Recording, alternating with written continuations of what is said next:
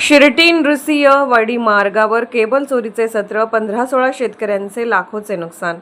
शिर्डी ते नृसिंहवाडी दरम्यानच्या बुलाक परिसरातील शेतजमिनीत अज्ञात चोरट्यांनी धुमाकूळ घालत इलेक्ट्रिकल मोटारीच्या तांब्याच्या केबल चोरीच्या घटना वाढल्या आहेत।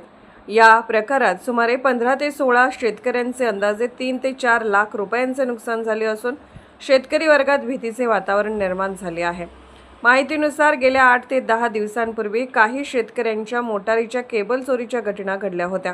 त्यावेळी शेतकऱ्यांनी शिरोळ पोलीस ठाण्यात तक्रार दिली होती, मात्र अद्याप कोणतीही ठोस कारवाई झालेली नसल्याने चोरट्यांचे मनोबल वाढल्याचे दिसून येत आहे। गेले 4 दिवसात पुन्हा केबल चोरीचे प्रमाण वाढले असून उदगाव वीटभट्टी ते गौरवाड हद्दीपर्यंतच्या शिर्डी महसूल क्षेत्रातील ब्लॉक शेती भाग चोरट्याच्या निशाण्यावर आहे। विशेष म्हणजे या मार्गावर 2 ठिकाणी सीसीटीव्ही कॅमेरे बसवण्यात आले होते, मात्र चोरट्यांनी हे कॅमेरेही फोडल्याने त्यांच्या धाडसाची प्रचिती येत आहे। सध्या उन्हाळ्याचा काळ असल्याने शेतीसाठी पाण्याची गरज अधिक आहे।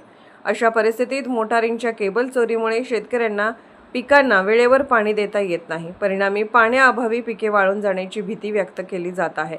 या पार्श्वभूमीवर शिरोळ पोलिसांनी तातडीने कारवाई करून चोरट्यांचा बंदोबस्त करावा, तसेच संबंधित भागात रात्रीची गस्त वाढवावी अशी जोरदार मागणी शेतकऱ्यांकडून होत आहे। या प्रकारामुळे शेतीचे मोठे नुकसान होत असून प्रशासनाने त्वरित उपाययोजना करणे गरजेचे असल्याचे मत व्यक्त होत आहे।